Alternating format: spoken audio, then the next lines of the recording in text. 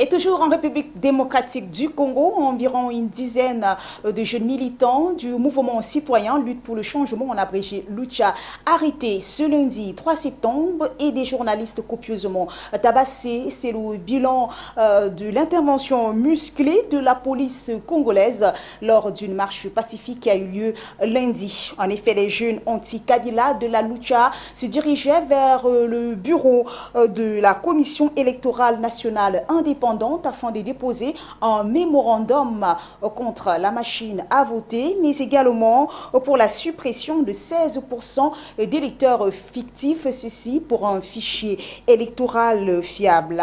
Témoin de l'événement, notre correspondant depuis la RDC, Justin Kabumba, a vécu la scène. Il nous apporte plus de détails à travers ce reportage qu'il nous signe depuis Goma.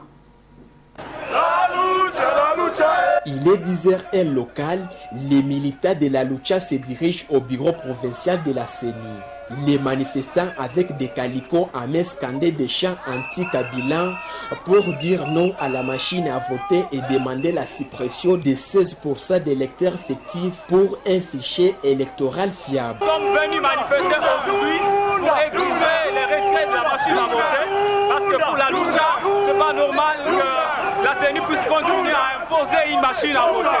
Aujourd'hui, nous sommes là pour dire au peuple congolais que nous avons le pouvoir de refuser tout ce que la CENI nous impose.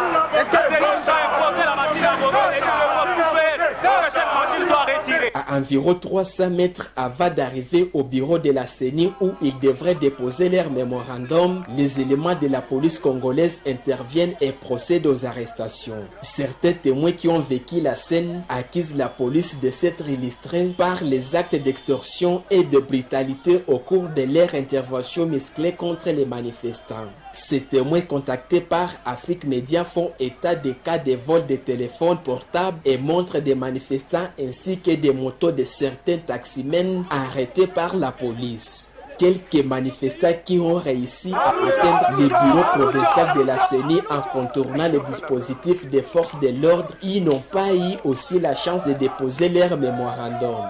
La police a procédé encore à une autre arrestation des militants au siège de cette institution d'appui à la démocratie, tout en brutalisant une fois de plus la presse qui couvrait les événements.